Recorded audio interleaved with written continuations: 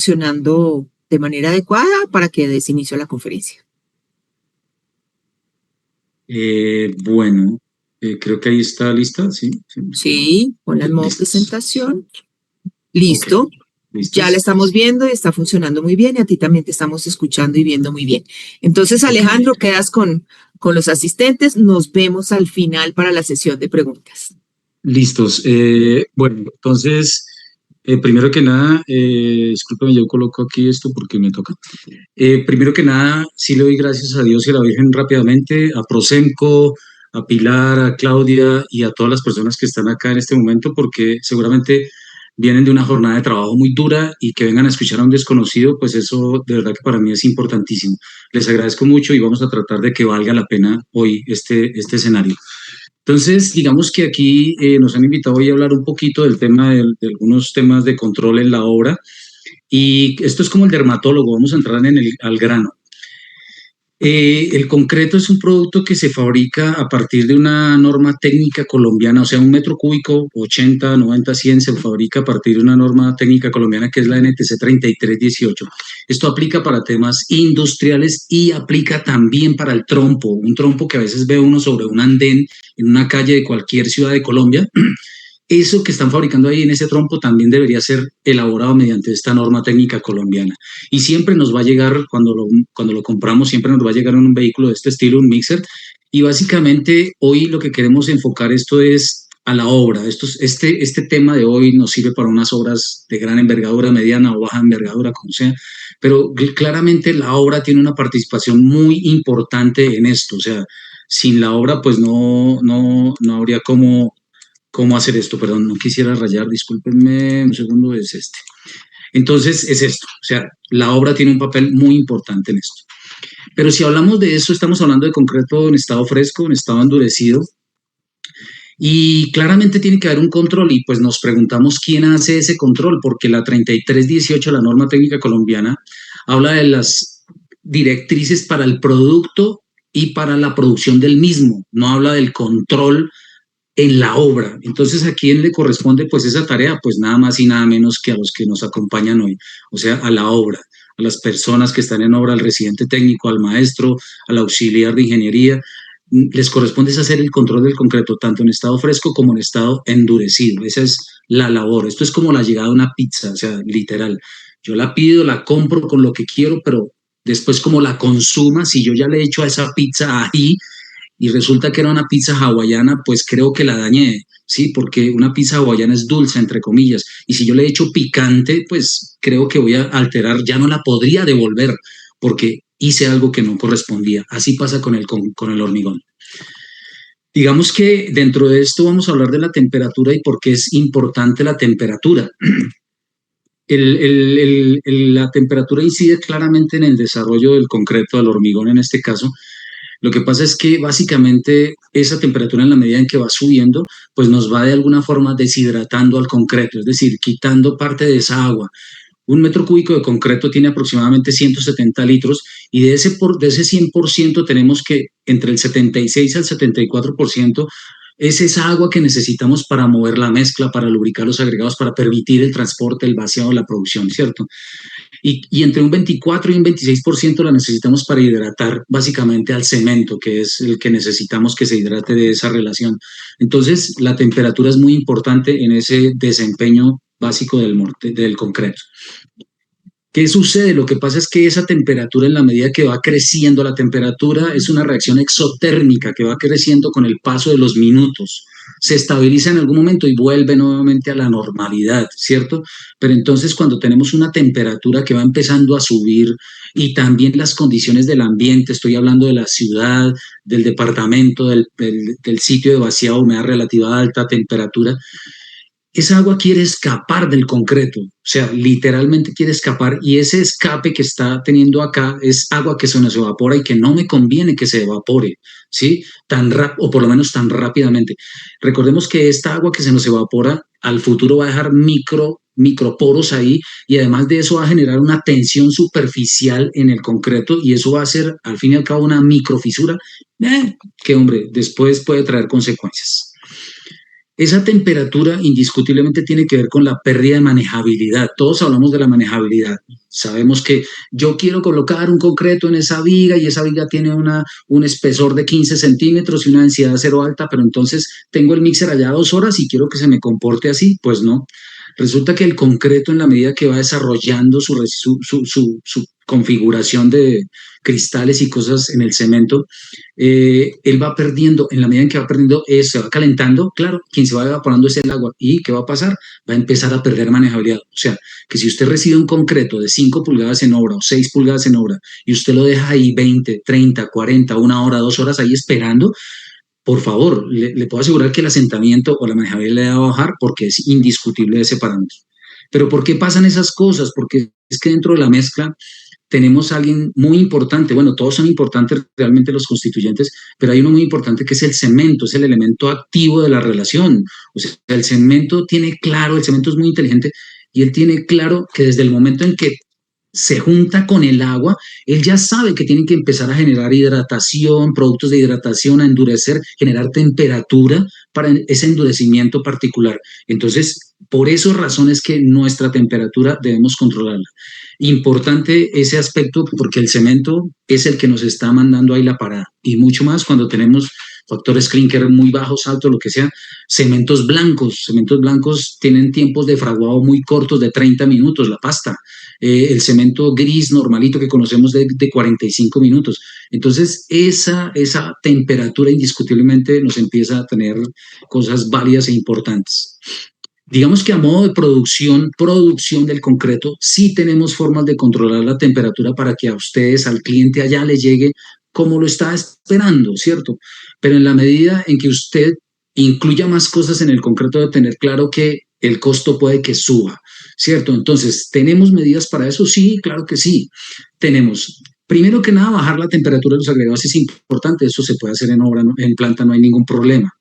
Podemos controlar con retardantes de fraguado, controladores de hidratación, eh, podemos hacer agua con hielo y si quiere podemos meterle nitrógeno. Son técnicas para controlar la temperatura, pero todas dependerán en realidad de la necesidad. Es decir, un concreto normalito seguramente no va a necesitar nitrógeno. Insisto, son alternativas que existen en el mercado desde lo técnico que usted puede utilizar, claro, para su proyecto, pero pues tiene que solicitarlas de acuerdo a su necesidad. Eso es lo importante. La figura se ríe un poquito y nos está hablando de los 32 grados. Tenemos grandes profesores en nuestra ingeniería y en nuestra labor diaria que han pasado por nuestra vida, don José Gabriel Gómez, Juan Manuel Lizarazo, Diego Sánchez de Guzmán, Komatska, Adam Neville y muchos más, Alejandro Sandino, que siempre en sus literaturas nos han enseñado que 32 grados Celsius es lo máximo que debería llegar el concreto. Es la temperatura ideal para ellos en su momento y es el estado del arte que se mantiene y lo respeto y me parece muy válido. Pero resulta que hay un ejemplo clarísimo. El Burj Khalifa es un edificio que tuvo que hacerse los vaciados de noche porque la temperatura en el día es muy alta. Incluso de noche estaban hablando de temperaturas de 30 grados Celsius. O sea, hay concretos que hay que colocarlos en temperaturas altas. En nuestro país tenemos Barranca Bermeja, Buenaventura, la costa atlántica, sitios que tienen humedad relativa alta y temperatura ambiente muy alta. Por lo tanto, el concreto, hombre, hay que mirar cómo le bajamos la temperatura al concreto. Entonces, lo que se sugeriría desde esta charla de hoy es que la temperatura en obra, primero que nada, usted debería medirla, usted constructor debería medirla, debería tener un termómetro de bulbo y medirla para que cuando le llegue su concreto usted sepa y escriba, es decir, no sé, lleve ese registro. En lo posible, tratar de que el concreto no suba de 22, 24 grados, no sé. Sí se puede hacer, sí se pueden hacer vaciados altos, no hay problema, pero entre menos permitamos que se caliente sería mucho más agradable. El control se hace sencillamente, es sencillo, se utiliza un termómetro análogo digital para hacer esa medición y es un equipo que fácilmente es de laboratorio, pero digamos que hoy dejaríamos como el mensaje para que la obra compre un termómetro.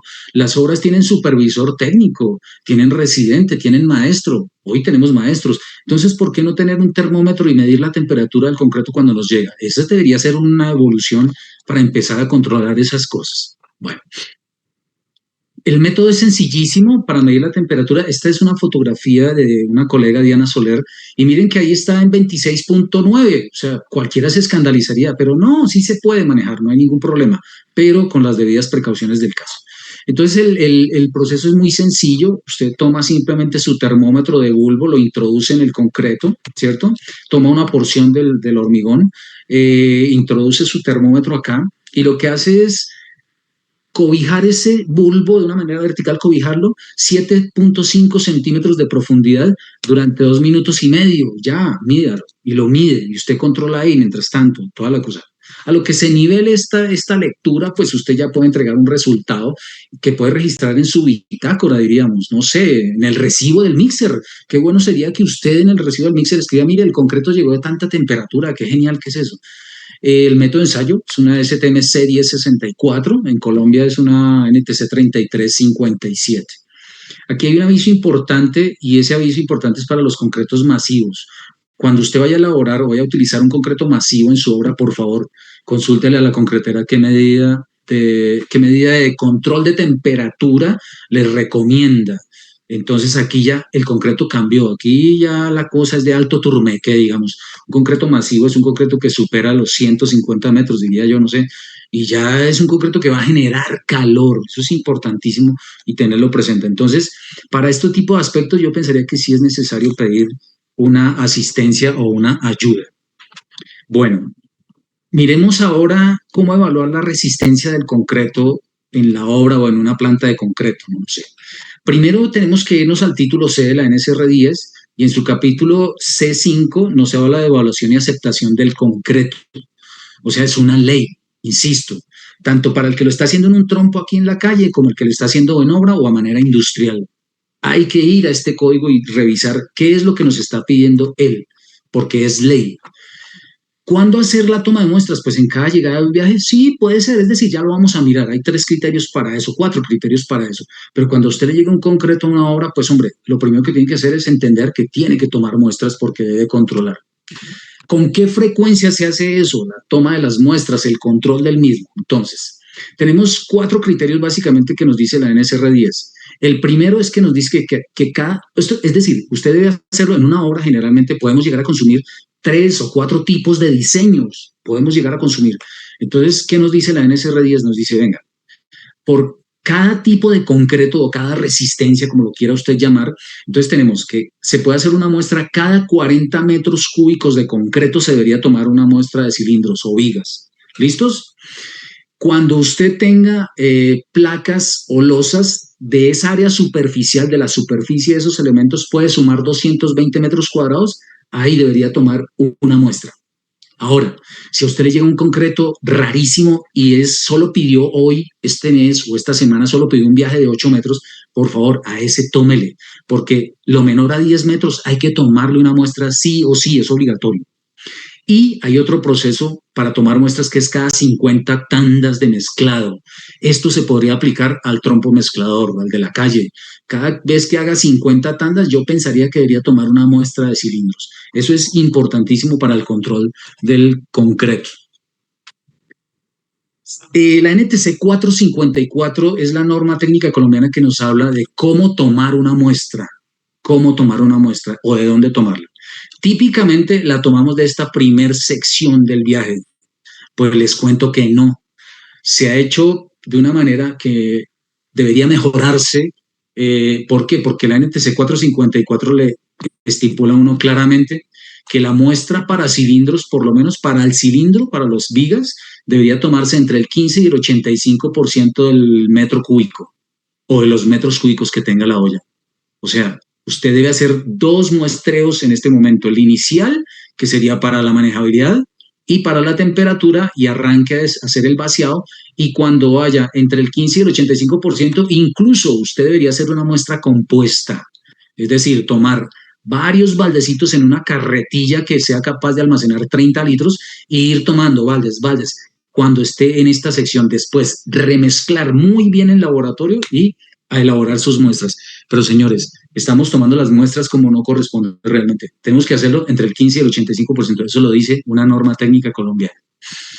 Tenemos moldes para hacer eso, para tomar las muestras. Aquí están los moldes de las vigas, que generalmente tienen una longitud de 60 centímetros por 15 de ancho por 15 de alto. Es para hacer pavimentos. Podemos tener moldes cilíndricos, que es relación 1:2, que decimos que tiene un diámetro de 150 por 300 milímetros y un diámetro de 100 milímetros por 200 milímetros. La primera tarea que yo me atrevería con muchísimo respeto a dejarles hoy es esta. Mañana deben llegar a sus obras y, ojo, medir el diámetro de sus cilindros, porque resulta que la STMC 470 nos dice, ojo, que si está la diferencia del diámetro está 1% de la referencia, 1% por encima o por debajo, se tiene que descartar ese molde, es decir, no sirve. No se debería tomar muestras en eso. Y típicamente esto es de 150 y este es de 100. Entonces, el 1% de eso hacia arriba o hacia abajo, ese molde debería irse ya porque no funciona.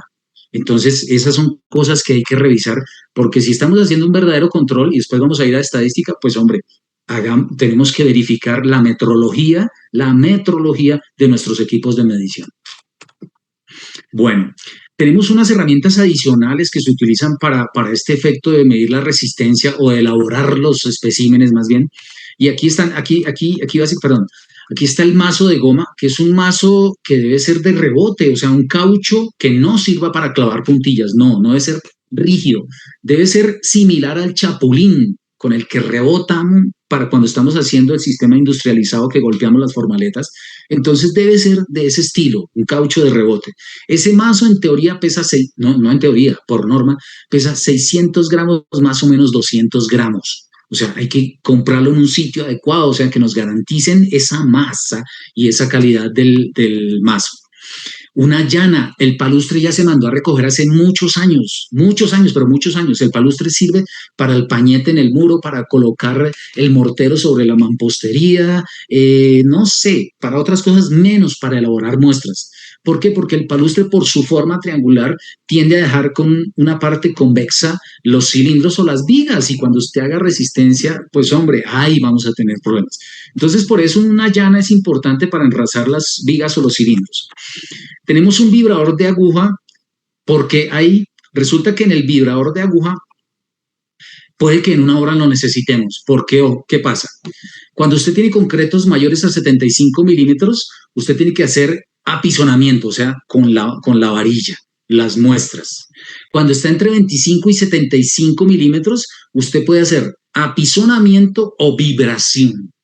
Y cuando está por debajo de 25 milímetros el asentamiento, tiene que hacer sí o sí vibración.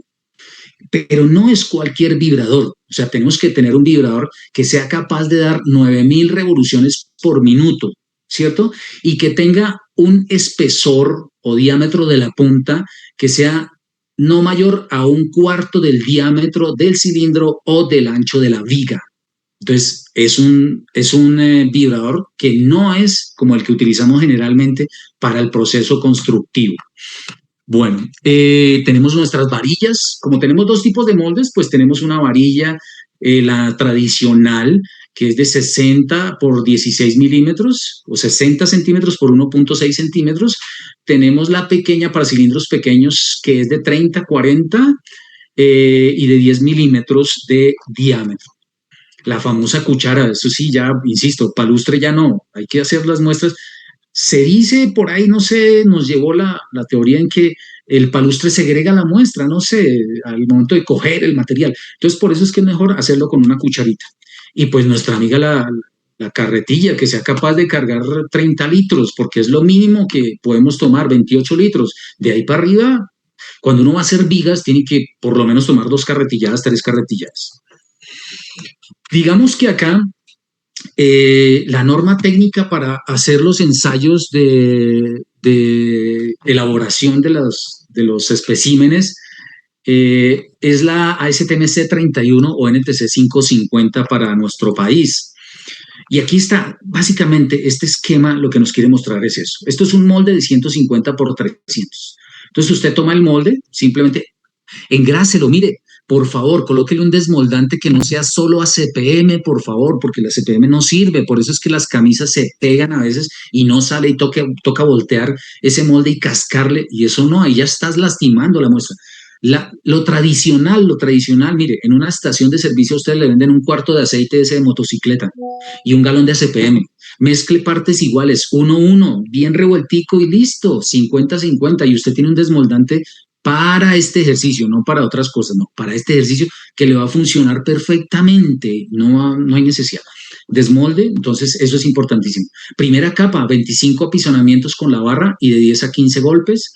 Segunda capa, 25 apisonamientos de 10 a 15 golpes, pero miren esta parte tan interesante.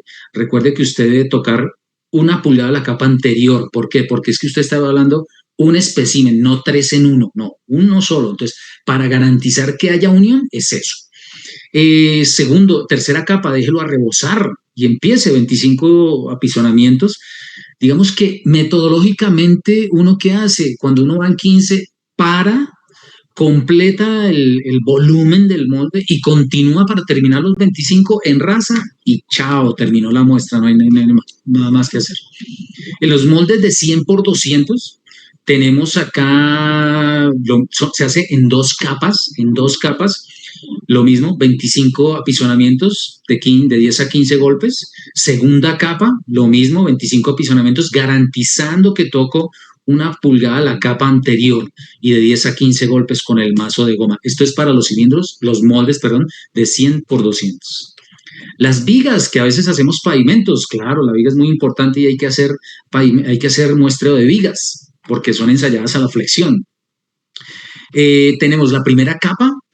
Los apisonamientos no están definidos, ¿por qué? Porque dependemos del área superficial de la viga. Entonces usted tiene que calcular el área, ese valor del área lo divide en 14 y eso le da el número de apisonamientos que tiene que dar. El método de ensayo, básicamente, la NTC 550 le dice que dé un apisonamiento cada 14 centímetros cuadrados. Porque reitero en el tema de los moldes de 600 o mínimo 550, porque es que el de 500 ya queda bastante a ras en la máquina de flexión. Y hombre, metodológicamente ahí pueden haber inconvenientes. Segunda capa, lo mismo. Los apisonamientos que te haya indicado la operación inicial y los 10 a 15 golpes con el mazo de goma. Voy en 21, Pili. Bueno, listo, qué pena. Eso es una conversación interna que tenemos. Bueno, digamos que después de elaborar las mezclas, por favor, no las deje solas, no las deje por ahí en cualquier sitio, por favor. Esas son las muestras que le van a hablar a usted de su obra, ¿cierto? Entonces debe brindarles un ambiente adecuado a esas muestras. Entonces, tome la muestra en el mixer o al lado del mixer entre el 15 y el 85 y váyase para el sitio que usted haya designado para tomar para elaborar las muestras. Debe ser un sitio adecuado donde no dé el rayo del sol, no caiga la lluvia, esté cubierto, tenga unas condiciones de nivelación, un buen mesón para nivelado para colocar las muestras, para guardar los moldes, todas esas cosas. Es decir, ese es un sitio adecuado para las muestras, no la intemperie. Ahora, resulta y hay algo importante que en obra se debería hacer, es, si usted toma cilindros de 150 por 300, no sé, tomó 6, pues haga un ejercicio, porque eso lo pide la ley. Tome básicamente 12 cilindros. ¿Y qué va a hacer con los 12? Coge 6, los manda para el laboratorio, allá el laboratorio de su confianza, y los otros 6 los deja al lado del elemento con el cual está construyendo, los deja ahí. Y al cabo de los días, es decir, 3, 7, 28, lo que sea las edades que usted haga, hace 2 ensayos de acá, que está en la intemperie, y 2 allá del laboratorio, a la misma hora, en el mismo tiempo. Y eso le va a dar a usted una indicación de cómo está funcionando su proceso de curado, señores, que es demasiado importante. Por ahí creo que van a hablar de curado, pero el curado es muy, pero muy importante para la durabilidad. Bueno, el curado inicial es sencillito. Simplemente en esa buena área que usted tiene ahí, hay algo que se llama el curado inicial. Y ese curado inicial, en ese ambiente donde usted las va a tener, tiene que ser entre 16 a 27 grados Celsius. O sea, es una temperatura controlada. Hay que tener un termohigrómetro ahí controlando la temperatura. Ojo, esto es para concretos que están por debajo de 40 megapascales. Cuando hablamos de 40 megapascales hacia arriba, ese curado inicial debe estar entre 20 a 26 grados Celsius. Curado inicial, no lo olviden. El curado final, resulta que hay una norma que se llama la NTC 3512. Es la norma que nos habla de los cuartos, cámaras o piscinas de curado. Claro, en una obra yo no le puedo decir a una obra que monte un cuarto de curado. ¿Qué es un cuarto de curado? No es nada más y nada menos un cuarto que tiene nebulización, es decir, que cae como una neblina de agua, ¿cierto? Hay temperatura y eso hace un ambiente húmedo que provoca que ese C3S del cemento, que los necesitamos en esos 7 días, funcione muy bien, se hidrate perfectamente. Entonces, eso es un cuarto de curado. Pero claro, a una obra no le podemos pedir eso, porque es una obra temporal, ¿cierto? Pero una obra sí puede hacer lo siguiente, puede montar un buen tanque, una buena piscina de curado, le mete unos serpentines y garantiza 23 más o menos 2, que es el curado final, 23 más o menos 2, con una humedad relativa mínima del 95%. Así de sencillo. Y eso se puede hacer. Cubre bien su piscina, listos. ¿Qué puede hacer para garantizar la vida útil de su piscina? Para que proteja los cilindros en realidad. Cada mes, cada 2 meses, usted lo que va a hacer es que por cada litro de agua que tenga, le va a colocar cal con cierta hidratación. Eso va a proveer una hidratación interesante. Entonces, por cada litro de agua le va a colocar 3 gramos de cal. Mezcla esa vaina muy bien, lo agita muy bien y listo. Y cada mes, cada 2 meses, hace su piscina, manténgalos bien cubiertos. Ese es un curado ideal. Listo, bueno, luego vamos a proceder con los ensayos, es básicamente la compresión, se hace en una máquina que está diseñada para eso. Usted toma seguramente cilindros 2 a 7, 2 a 28 y deja 2 testigos a 56, cuando son de 150 por 300. Ojo, cuando son de 100 por 200, entonces serían 3 cilindros a 7, 3 cilindros a 28 y 3 testigos a 56. Ojo, eso lo dice la norma, eso no lo estamos diciendo acá, eso lo dice la norma. A veces, ¿por qué? Porque es que además usted tiene que fallar parejas o tripletas, porque estadísticamente no puede fallar un solo cilindro, eso es ilegal, porque no le da la estadística. Usted necesita 2 para hacer desviación estándar, para hacer coeficiente de variación. Entonces tiene que tomar sí o sí 2 por edad, o 3 cuando son de los pequeños. Sencillo. El cilindro, el molde grande hace 5.3 litros, el molde pequeño hace 1.6, hermano. O sea, entonces podemos tomar otro cilindrito más y hacer una buena estadística, una buena curva de desarrollo como debe ser. NTC 673 es la norma de ensayo para los cilindros y la norma NTC 673 nos habla de algo muy importante, que es la precisión y sesgo. Entonces es importante eso. Bueno, Pili, me manda señales, ¿cómo vamos, por favor? Bueno, tenemos el ensayo de las vigas. El ensayo de las vigas se hace en un equipo, también una máquina de flexión. Esto es una máquina de flexión. Se hace con base en la NTC 2871, pero este ensayo es bastante delicado, les cuento. Ojo, el cilindro se puede analizar, se puede ensayar en estado saturado y superficialmente seco, es decir, que no se vea jugado, húmedo, sino que se vea color mate y va para la prensa, así es que hay que hacerlo. En las vigas hay una particularidad. La particularidad es que usted las puede curar igual que como cura los cilindros, no hay ningún problema. Simplemente la ubicación debe ser esta y máximo otra viga encima. Con los cilindros, máximo un cilindro encima, no más. A veces llega uno a obras donde están las canecas y hay 5 o 6 cilindros unos encima de otros. Hombre, mejor hágase una piscina, hermano. ¿Sí? Entonces, eso es importante. Entonces, las vigas, antes de ensayo, usted las debe sumergir en agua con cal mínimo 20 horas antes del ensayo. O sea, se ensayan húmedas. Y ojo, hay que tenerlas en cal 20 horas antes del ensayo. Eso es importantísimo en el TC 2871.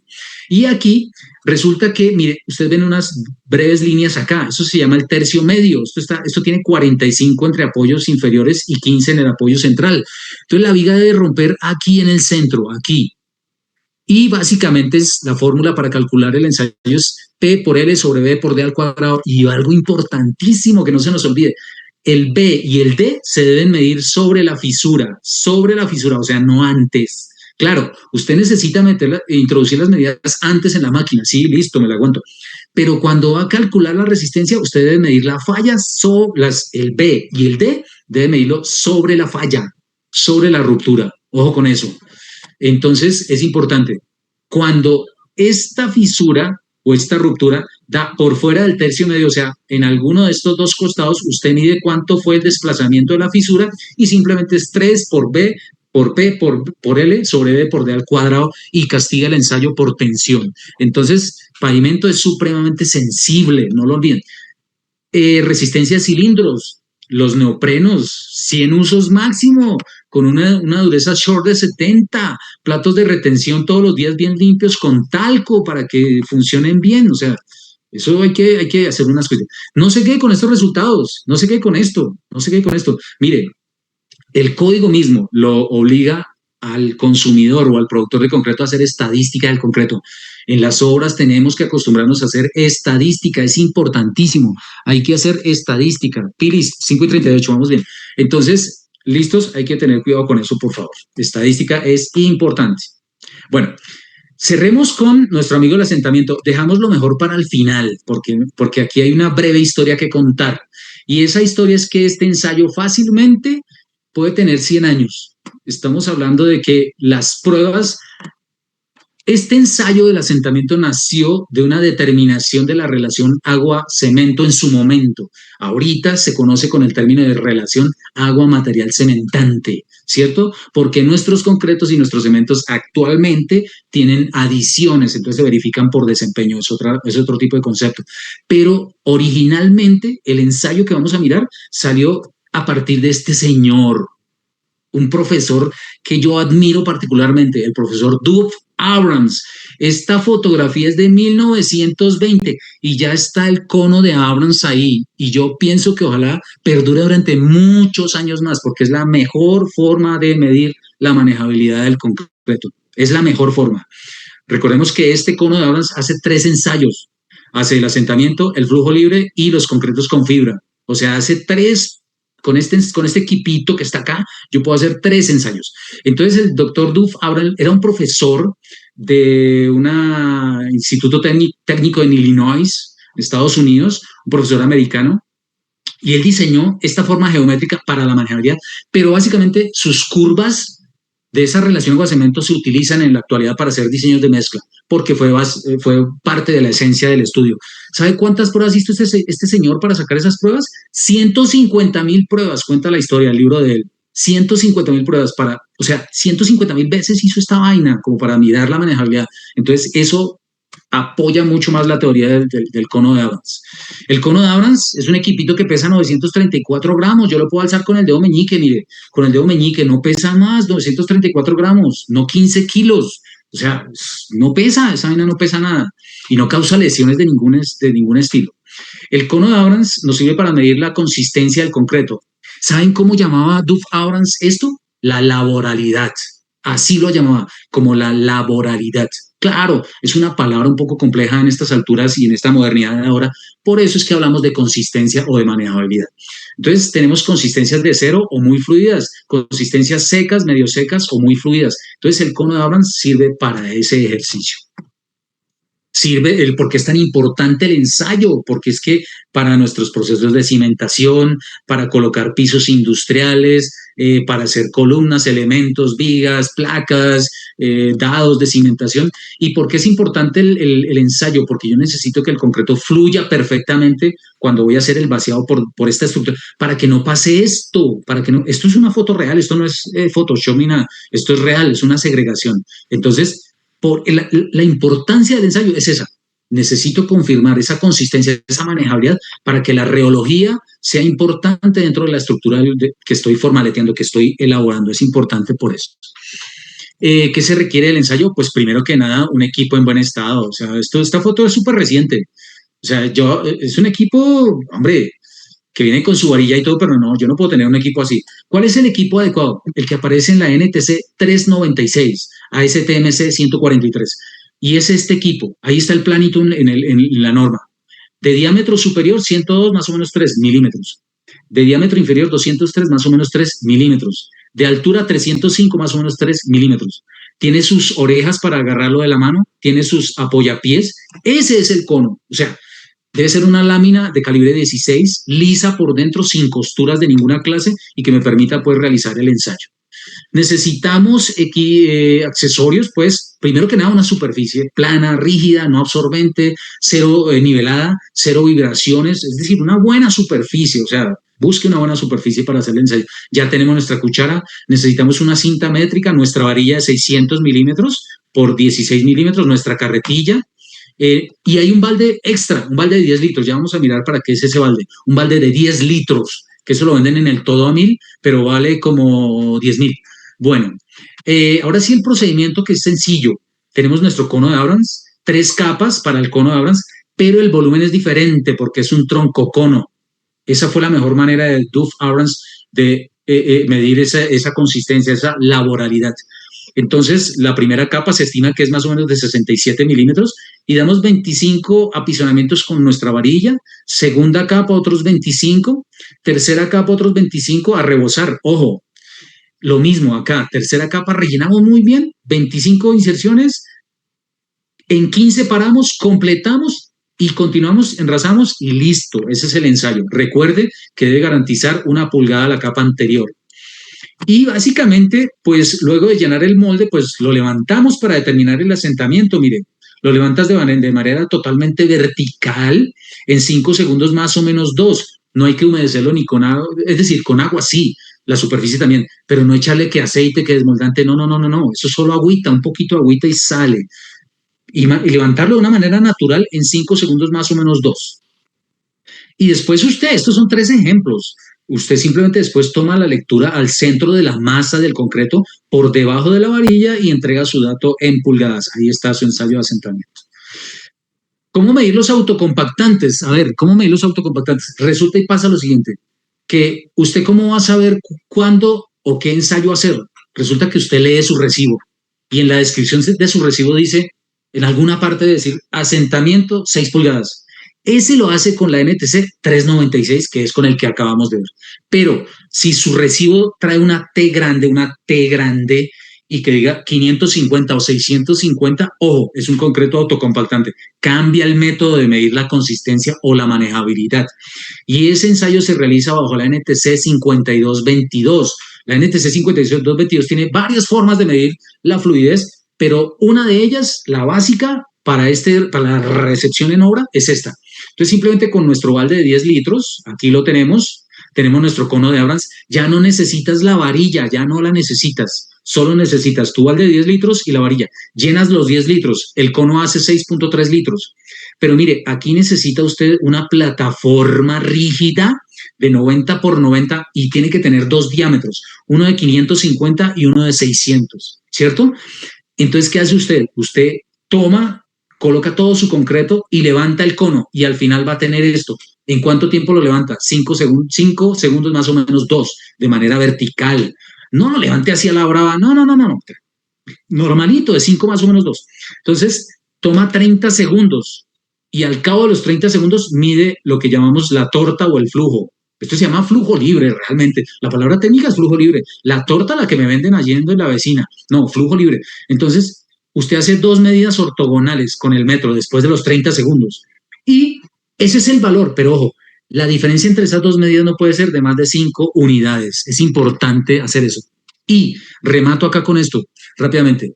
Los cilindros para el concreto autocompactante, para la resistencia, se elaboran igual. ¿Qué hacemos? Nuestro balde de 10 litros, cogemos nuestros 6 o nuestros 9 moldes y los llenamos de una. No necesita golpes con el mazo de goma ni apisonamientos con la varilla. Esos cilindros se elaboran con base en la STMC 1758. Bueno, vayamos a las conclusiones porque Pili ya me está haciendo ojitos. Bueno, hombre, hagamos bien las cosas. O sea, es importante. Entonces, básicamente, de la temperatura, ojo, si yo tengo temperaturas muy altas, pierdo manejabilidad y estoy alterando la cristalización del cemento, que son los enlaces que necesito para tener una mejor resistencia. Por favor, eso es importante. Ojo con la palabra clinker residual, pero eso lo hablaremos en una próxima sesión, no hay problema.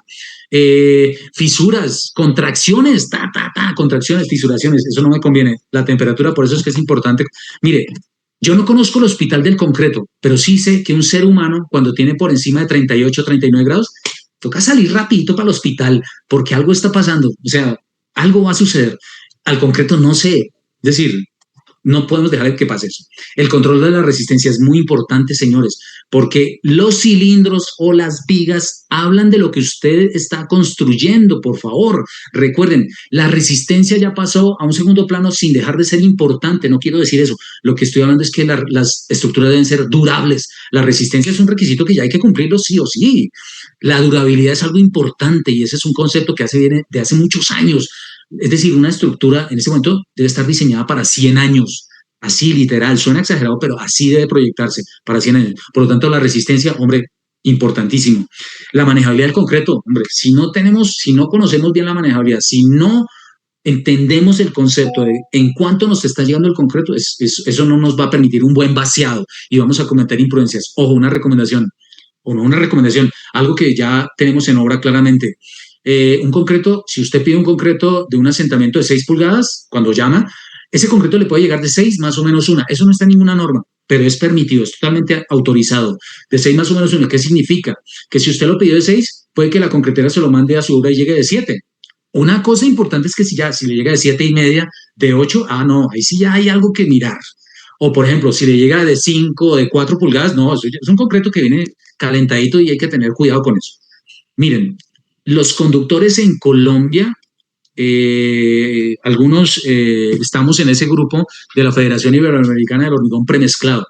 Los conductores en Colombia se les dicta un curso que se llama PEC, Profesionales en la Entrega del Concreto. El conductor de cualquier mixer en Colombia ya sabe hacer el ensayo. Entonces, ¿qué debe hacer usted? No se ponga a discutir si está bien hecho o no.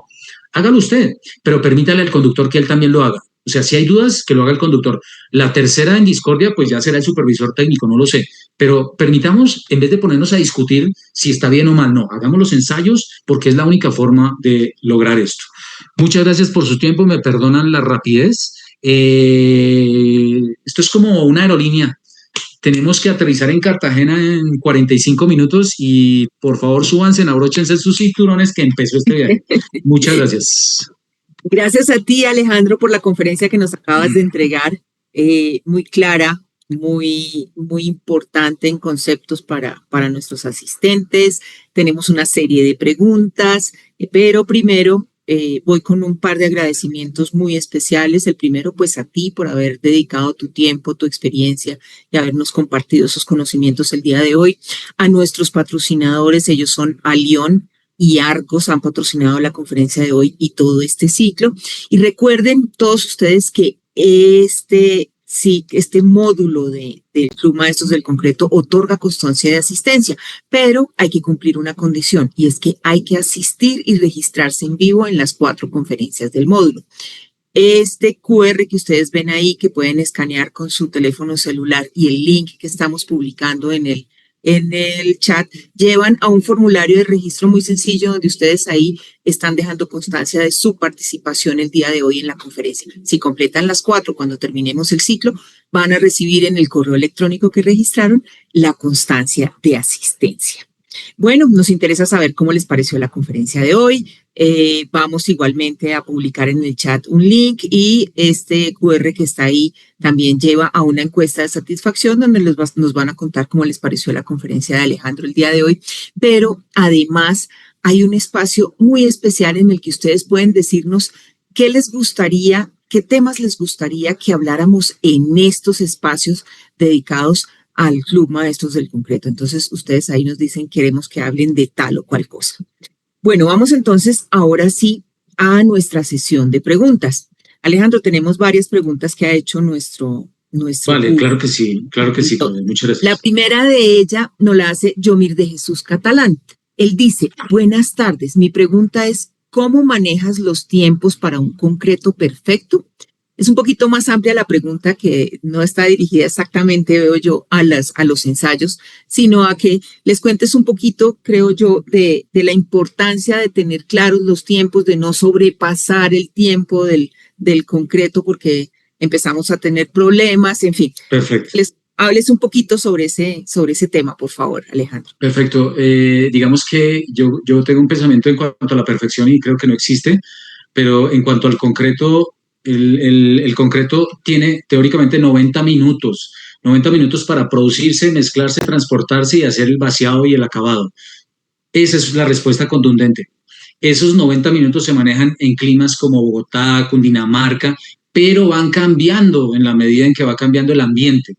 Tal vez de pronto puede que alguno se me asuste con esto, hablo de los productores, pero no se me asusten. Es decir, todo eso se puede lograr, no hay problema. Lo que sucede es que en condiciones normales yo no debería dejar mi mixer ahí parqueado varias horas o esperando varios minutos. No, si a usted le llega el concreto, recíbalo, por favor, tómele temperatura, hágale el asentamiento y aliste para el vaciado. Esas son las herramientas que yo diría que hay que, para lograr un concreto perfecto. Tenga unos buenos equipos con metrología, mídalos, cuídelos, vaya al laboratorio de vez en cuando, verifique el ensayo, los laboratorios son de puertas abiertas, vaya, verifique que si le están haciendo su ensayo como debe ser, y haga los controles. Los números hablan, yo siempre le digo a los estudiantes, los números hablan. A mí me habla la cuenta del banco. Cuando yo meto la tarjeta de débito y si me aparece un cero, Dios mío, o sea, algo pasó, los números me están hablando. Entonces, así pasa en el concreto. El concreto con los, no se queden solo con la prueba, no. Los números hablan. Miren, ustedes tienen una magnífica oportunidad. Invítenos a ir a la obra, a hacer pruebas, a hacer estadísticas, a mirar cosas. ¿Qué vaina tan importante? Miren, en Estados Unidos, todas las normas de Estados Unidos es porque hacen muchas pruebas. O sea, no se quedan con un solo dato. Un solo dato nunca habla. Entonces, el concreto perfecto, arranque por ese lado. Ok, gracias Alejandro.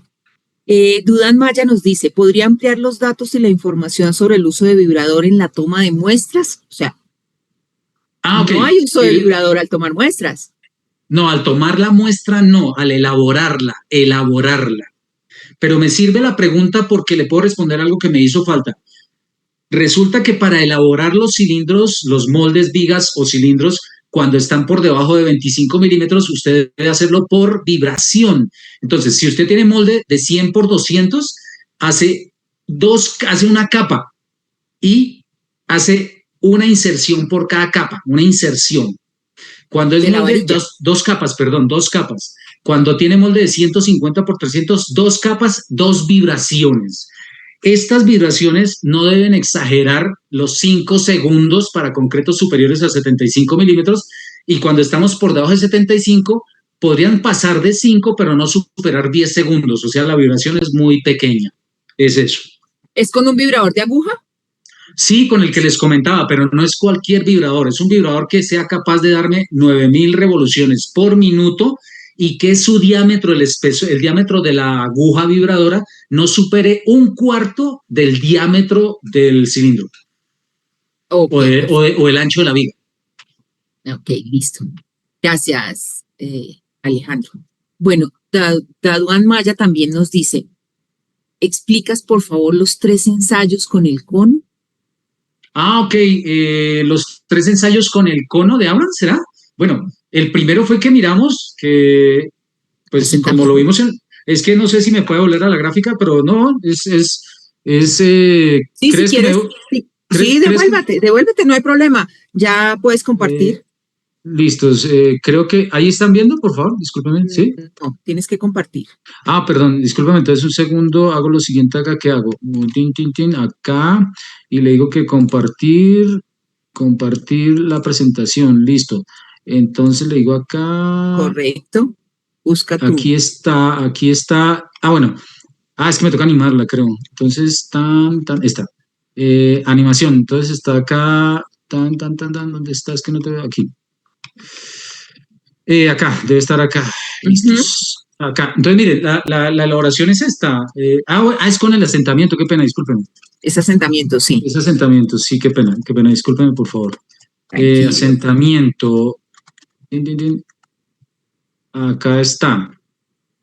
Exacto. No, es simplemente el molde, lo tenemos, apoyamos nuestros pies acá. El ensayo dura 2 minutos y medio. Entonces tú apoyas tus pies, ¿dónde está el señalador aquí? Aquí está.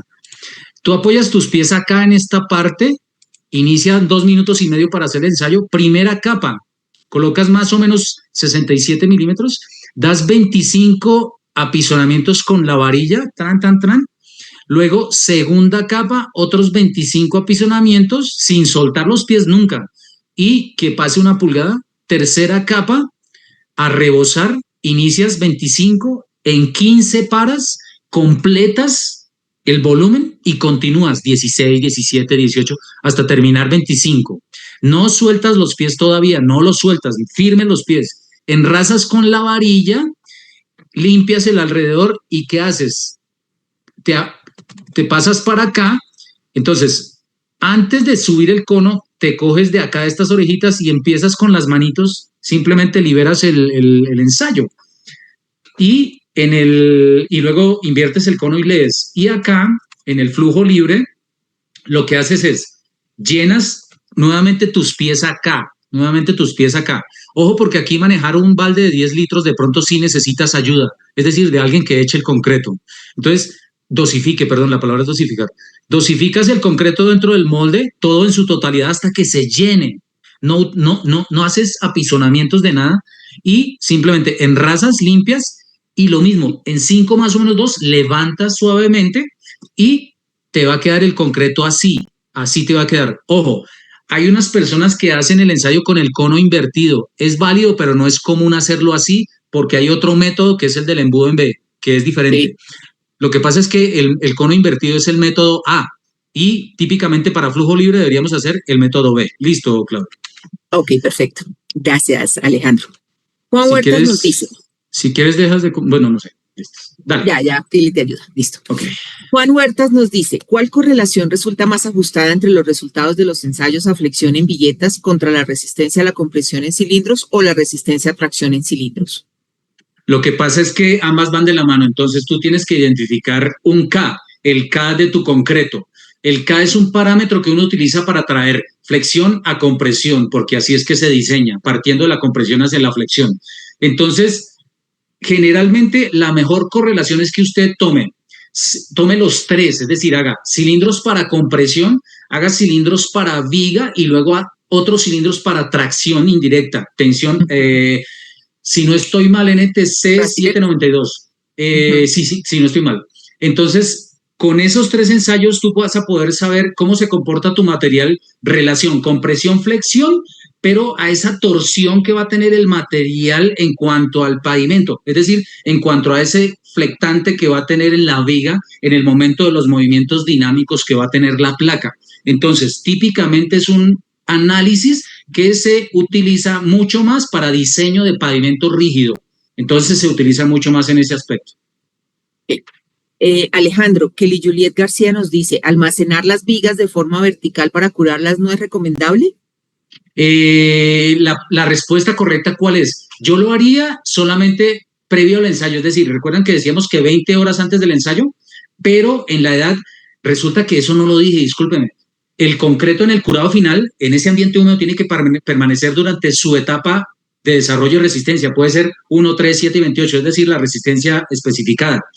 Entonces, las vigas típicamente sí, no, se deben curar de manera horizontal, tal como se elaboran, con la cara enrasada hacia arriba y máximo una sobre otra. Con lo mismo, la cal, 3 gramos de cal por cada litro de agua. Cuando las vayas a ensayar, como las tienes que sacar y meterlas en agua con cal, como son 20 horitas antes del ensayo, yo pensaría que no hay problema, pero no, lo recomendable es que siempre estén de manera vertical. Lo mismo de manera horizontal, perdón. Lo mismo que los cilindros, siempre de manera vertical. Recuerden, máximo uno sobre otro. No pongan más, por favor, porque es que usted le está brindando carga al espécimen. Y estos especímenes son más importantes que muchas cosas. Con los especímenes se toman decisiones, imagínense, se toman decisiones de sacar núcleos, de reparar, o sea, cosas que valen mucho más plata. Entonces yo prefiero hacer muy bien mis mezclas, mis cilindros, controlarlos muy bien y evitarme ese costo extra. Claro, porque si no hacemos bien el ensayo es probable que no